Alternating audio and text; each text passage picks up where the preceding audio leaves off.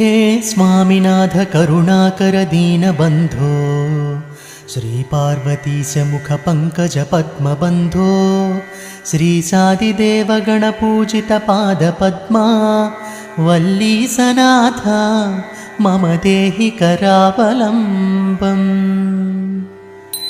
देवादिदेवनुत देवगणाधिनाथ देवेन्द्रवन्द्य मृदुपङ्कजमञ्जुपादा देवर्षिनारदमुनीन्द्रसुगीतकीर्ते वल्लीसनाथ मम देहि करावलम्बम्।